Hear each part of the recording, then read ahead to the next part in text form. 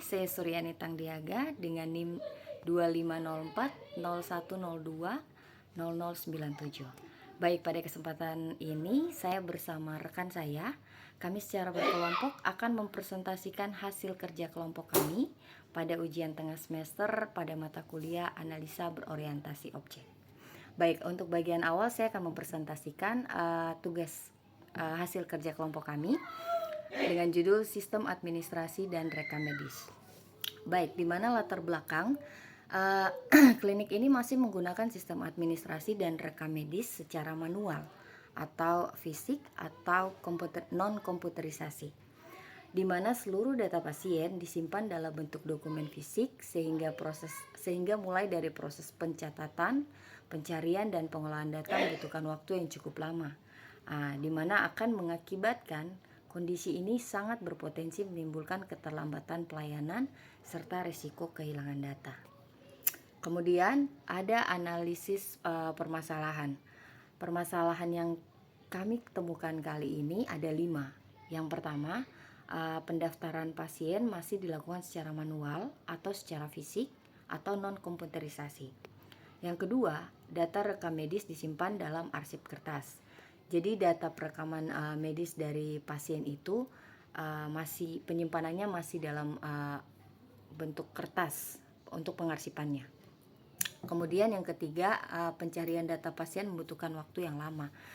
Dikarenakan ini masih secara manual, maka untuk proses pencarian data pasien pun akan membutuhkan waktu yang lama. Kemudian ada risiko kehilangan atau kerusakan dokumen cukup tinggi. Karena ini masih manual, maka kehilangan dan kerusakan dokumen pun ini akan sangat beresiko yang cukup tinggi. Kemudian permasalahan yang kelima atau yang terakhir, yaitu riwayat pemeriksaan pasien sulit ditelusuri secara cepat. Selanjutnya, analisis kebutuhan sistem, di mana tujuan sistem ini mengembangkan sistem administrasi dan rekam medis berbasis komputer yang mampu meningkatkan efisien pelayanan, mempercepat pengolahan data, serta menjaga keamanan informasi dari pasien.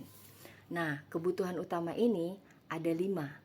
Yang pertama, pengelolaan data pasien secara digital atau by system. Nah, kedua, penyimpanan rekam medis terpusat. Jika pengolahan data pasiennya sudah secara digital atau by system, maka penyimpanan rekam pun akan menjadi lebih terpusat. Kemudian pencatatan hasil pemeriksaan dokter.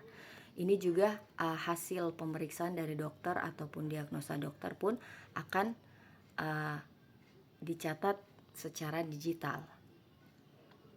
Kemudian ada pembuatan resep dan diagnosis pasien. Nah, pembuatan resep dan diagnosis pasien pun ini akan dilakukan secara digital.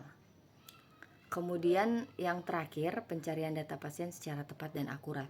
Nah, jika pengolahan data pasien ini sudah secara digital atau by system, maka untuk proses pencarian data pasien pun akan lebih efisien, lebih cepat, dan lebih akurat.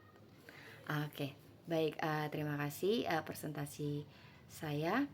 Untuk presentasi berikutnya, untuk bagian berikutnya akan dilanjutkan oleh rekan saya.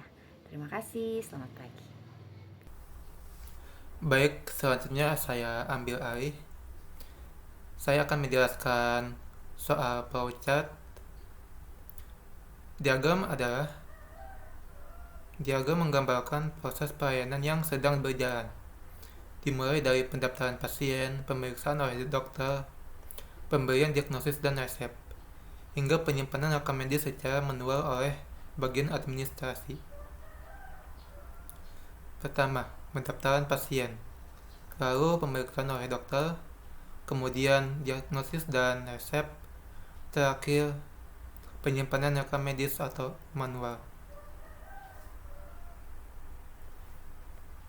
Ini adalah garis start.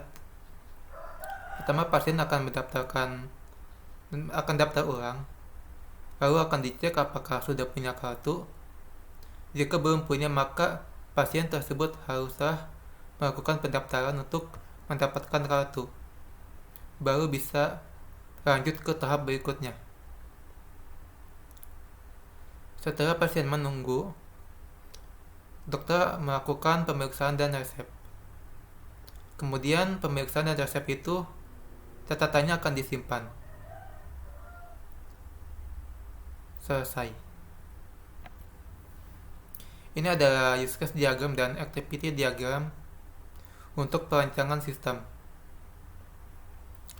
Pertama, untuk use case diagram, di sini ada dua aktor, yaitu admin dan dokter.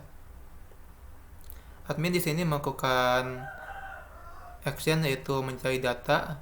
Untuk selanjutnya mencari data pasien, lalu kemudian menyimpan data pasien dan